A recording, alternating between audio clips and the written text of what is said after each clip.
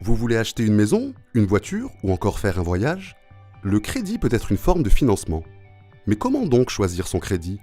Il faut tout d'abord présenter ton projet à plusieurs banques afin de comparer les offres. Les banques étudient ta demande et ta situation afin de te remettre des propositions de financement sous forme de simulation qui détaillent le prêt. Il est nécessaire de comparer ces offres pour choisir l'offre la plus adaptée au financement de ton projet. La simulation de ton crédit comprend plusieurs éléments. Le montant emprunté ou le capital, le taux d'intérêt et sa nature fixe ou variable, la durée de remboursement et le coût de la mensualité, hors et avec assurance. Les intérêts sont une composante importante du crédit. Le taux d'intérêt que propose la banque peut être fixe, c'est-à-dire qu'il n'évolue pas pendant toute la durée de l'emprunt. Tu sais donc depuis le début combien d'intérêts tu devras payer chaque mois. Si le taux d'intérêt est fixe, la banque fournit un tableau d'amortissement qui reprend l'ensemble des mensualités et la répartition du remboursement entre intérêts et montant emprunté.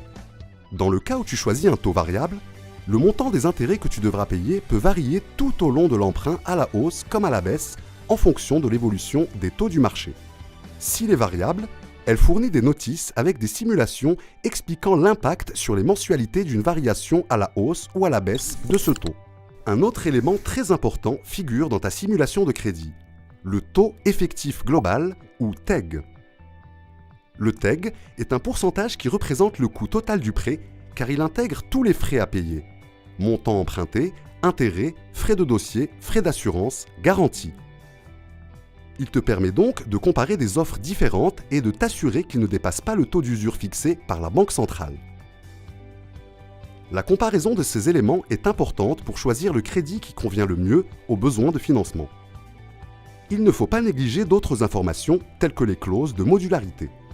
Par exemple, est-ce que tu peux varier les montants des mensualités en fonction des revenus sans pénalité? Et s'il est possible d'avoir recours au remboursement anticipé, c'est-à-dire, est-ce qu'il est possible pour toi de rembourser entièrement ou en partie ton prêt en avance sans pénalité?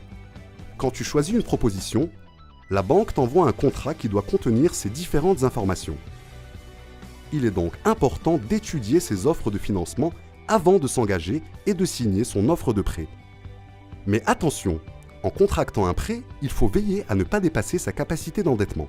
La capacité d'endettement est un pourcentage des charges par rapport aux revenus.